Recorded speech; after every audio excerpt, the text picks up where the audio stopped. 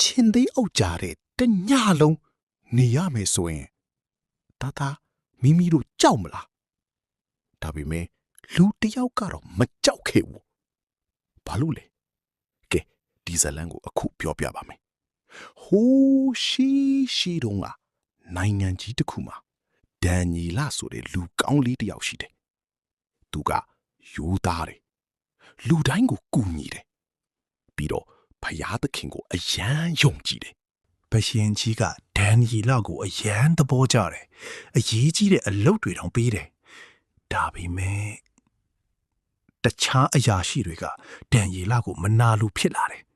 ဒီလူကိုဖယ်ရှားရမယ်ဆိုပြီးအကြံတွေတစ်ခုပြီးတစ်ခုထုတ်စဉ်းစားနေကြတယ်သူတို့ကစိုးတဲ့အကြံတစ်ခုစဉ်းစားလိုက်တယ်ဘရင်ကြီးကဒီကဘာမှာအကြီးမြတ်ဆုံးဖြစ်တယ်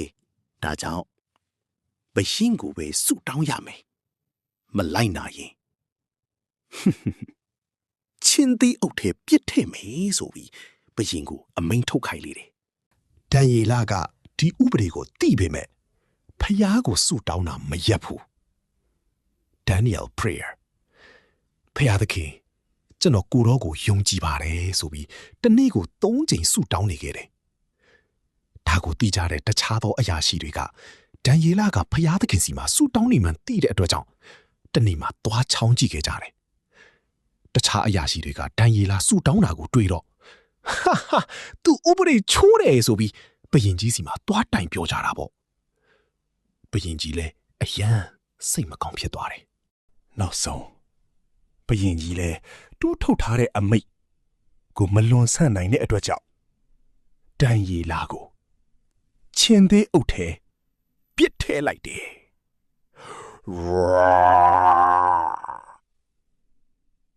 ဘရင်ကြီးကဒန်ယေလအတွက်စိတ်ထဲကနေတူလေးဆူတောင်းပေးနေခဲ့တယ်ဒန်ယေလမင်းရဲ့ဖယားကမင်းကိုစောင့်ရှောက်ပါစီဆိုပြီးတော့ဒါပေမဲ့အံဘွေတစ်ခုဖြစ်ခဲ့တယ်ဖယားသခင်ကကောင်းကင်တမန်ပူးလိုက်တယ်ချင်းသီးတွေကဒန်ယေလကိုမစားခဲ့ဘူးဒန်ယေလကိုချစ်တဲ့အခြားသောအရာရှိတွေကဒန်ယေလအသက်ရှိသေးတယ်ဆိုပြီးဘရင်ကြီးကိုတွားပြောကြလိုက်တယ်ဘရင်ကြီးလေပြီးချင်းသီးတွင်းဝါကနေဒန်ယေ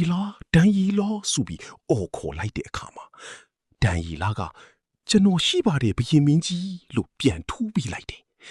ဘရင်ကြီးကဝမ်းသာလုံးလို့ဒန်ယေလကိုချင်းသီးတွင်းထဲကပြန်ထုတ်ဖို့ရဲမက်တွေကိုပြောလိုက်တယ်ဒန်ယေလအပေါ်ပြန်ရောက်တဲ့အခါမှာတော့ဖယားသခင်ကကျွန်တော်ကိုချစ်တဲ့အတွက်ကြောင့်ချင်းသီးတွေကျွန်တော်ကိုမစားကြကြဘူးလို့မင်းကြီးကိုပြောပြနေလေတယ်ကဲတာတာမီမီတို့ကြီးဒီပုံမြမဘာသင်ပေးလဲဖယားကိုယုံကြည်ရမယ်ကြောက်စရာရှိလဲမှန်တာလုပ်ရမယ်ဖယားကသစ္စာရှိသူကိုကာကွယ်တယ်ဒီပုံမြင်လေးကတော့ဒီလောက်ပါပဲကြားနာသူအယောက်စီတိုင်းပေါ်ဖယားသခင်ကောင်းကြီးပေးပါစေ